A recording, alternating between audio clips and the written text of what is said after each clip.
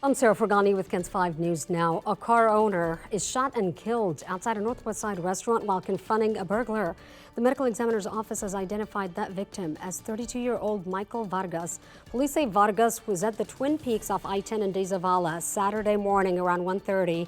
They say he and a woman saw someone with a flashlight inside their car and broken glass nearby. They went outside and started yelling at the group. Police say that's when the suspect fired off one shot, killing Vargas and grazing the woman. Police say the suspect drove off in a dark-colored car. A driver behind a dangerous crash near downtown will not be facing any charges, but police say his car is a total loss after being split into two. KENS 5 Sarah Duran has this must-see video. Yeah, so take a look at this video. This is what remained from the early morning crash on Panama Avenue. Despite this mess, police tell us the driver only had some bruises and scratches. Now, this all happened on Panama, just off South Presa Street, just before 3:30 this morning.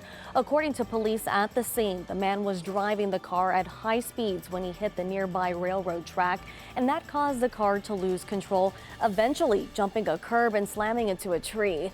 The impact caused the car to split in half, and you can see it right there.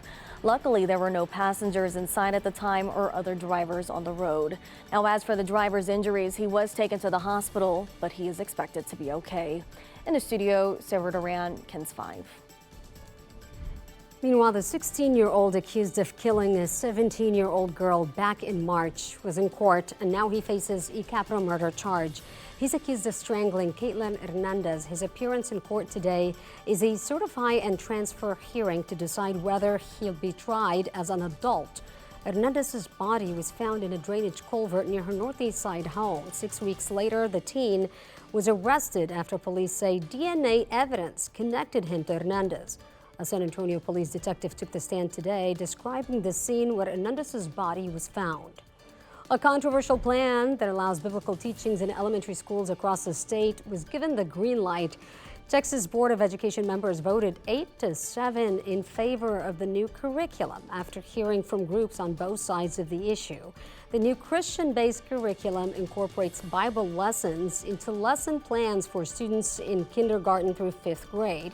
Critics argue that this will alienate students of other faiths.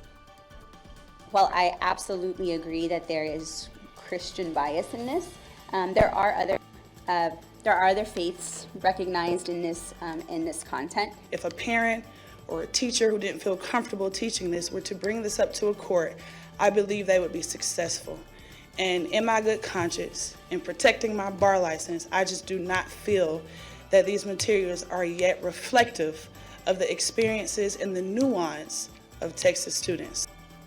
The new lessons are optional for school districts. However, districts that decide to adopt them would receive additional funding. The new Bible lessons are expected to be implemented next year. San Antonio and the country is gearing up for more record-breaking travel this Thanksgiving. AAA predicts nearly 80 million Americans will be traveling this holiday. And right now, experts are asking that you pack your patience because you'll be dealing with a lot of travelers and possibly severe weather in parts of the country. TSA says it's now working to keep airline passengers moving. Our passenger volumes are the highest we've ever seen. And fortunately, our staffing in TSA is also at the highest levels that they have ever been. I expect it to be crazy. It probably will take a little bit, so go ahead and adjust. AAA says the heaviest travel times on the roads this week are Tuesday and Wednesday afternoons, and they're urging drivers to leave a little earlier to avoid rush hour commuters and also to inspect your cars before you head out. Mariachi music filled the West Side Sunday night for the second annual Santa Cecilia Festival.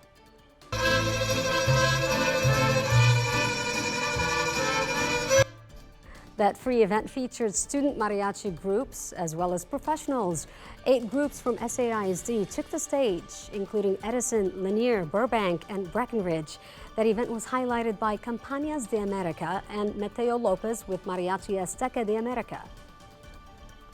It's great for them to get to know other musicians from throughout the city, to see the professional groups, for the middle school to see the high school that they'll be attending. It's just an inspiring tool, and it's something to keep this music going. So here's an interesting fact. That event is called Santa Cecilia because she's the patron saint of musicians.